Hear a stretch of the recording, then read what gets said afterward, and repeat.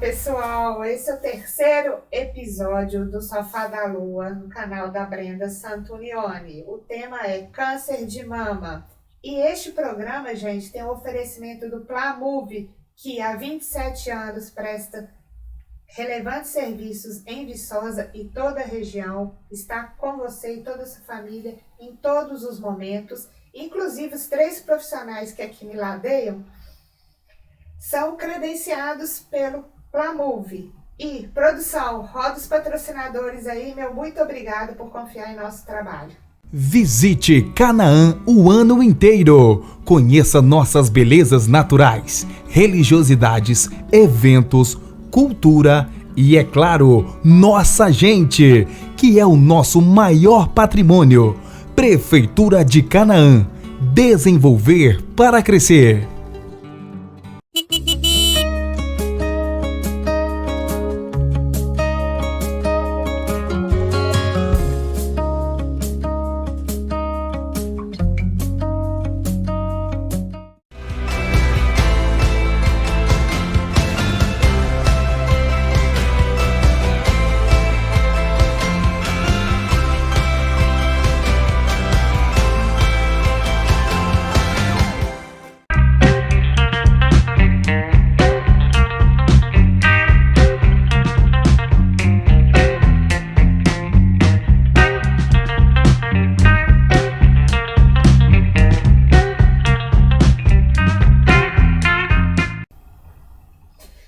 Doutor Rafael Damasceno, você falava, no último episódio sobre a questão, na verdade não você falava, eu te perguntei sobre os efeitos colaterais do tratamento, como evitá-los, como mitigá-los.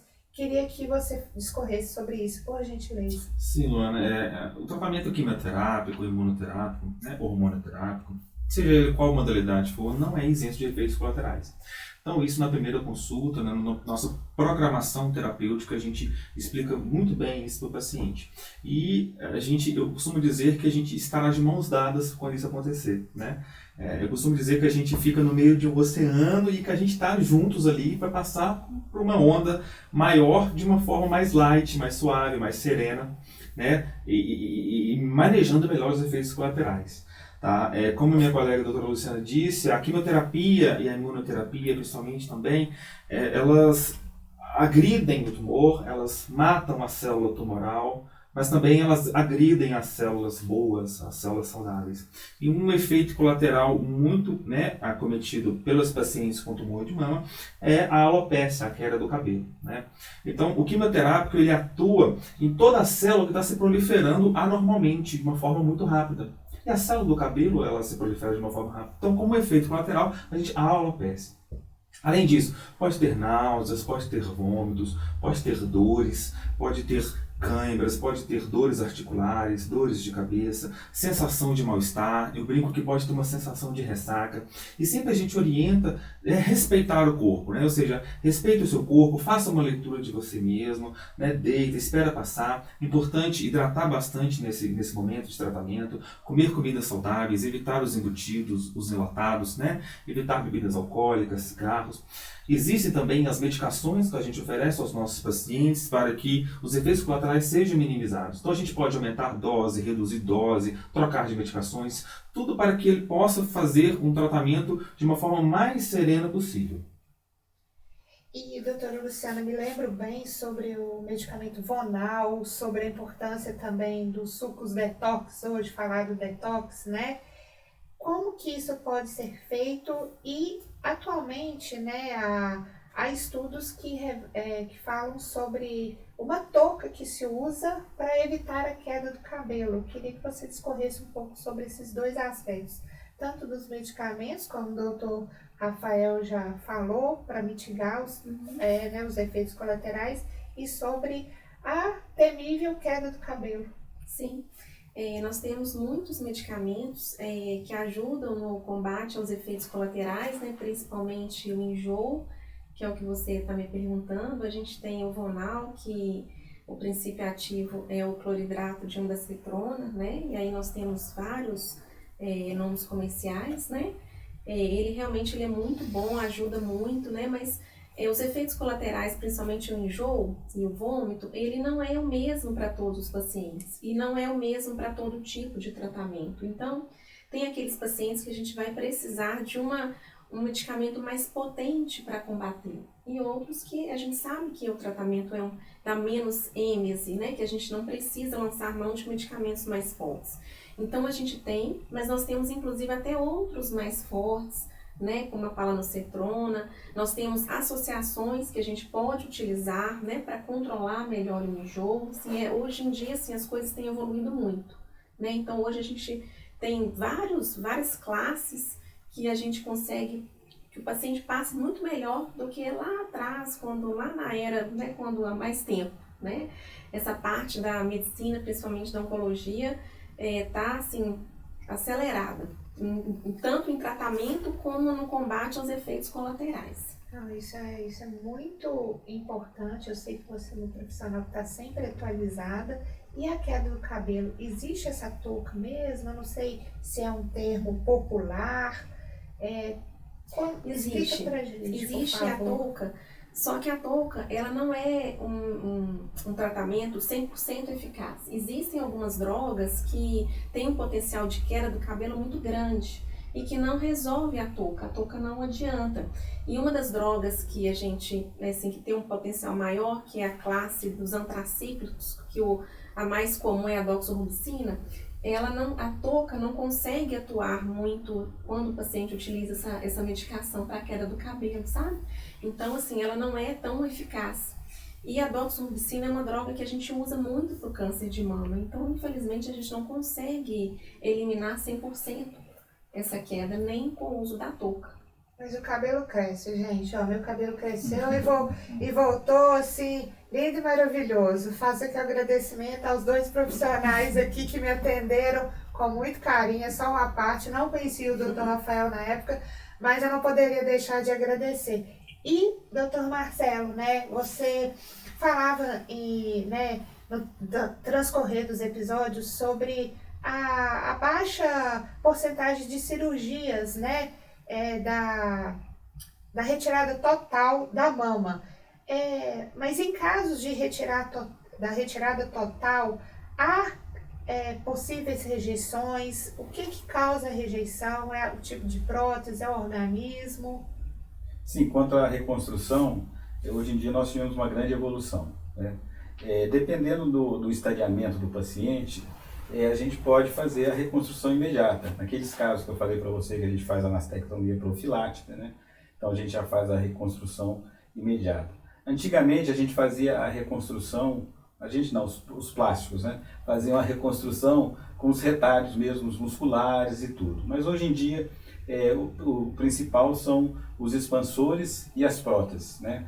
Hoje em dia nós temos as próteses com vários formatos, se a pessoa tem uma mama maior, o tamanho da mama. Mesmo na cirurgia conservadora que eu citei, está indicado você fazer uma reconstrução, uma simetrização das mamas também, né? Porque quando eu faço a cirurgia conservadora, tiro uma parte da mama, ela fica menor, então dá uma simetria. Então é indicado também fazer a cirurgia plástica para dar essa simetrização.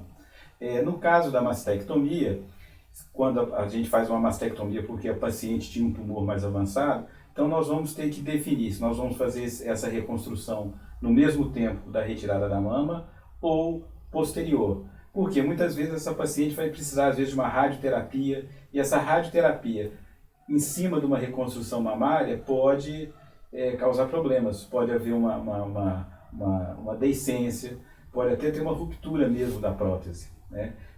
Ou se não, a radioterapia pode causar uma aderência, uma fibrose.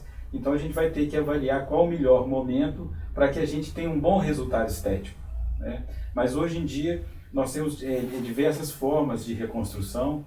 Então assim, eu sempre encorajo as pacientes para que façam a reconstrução, porque é importante, a gente sabe, né, repetindo aqui, que o quanto é importante para a mulher, para a feminilidade, né, a mama.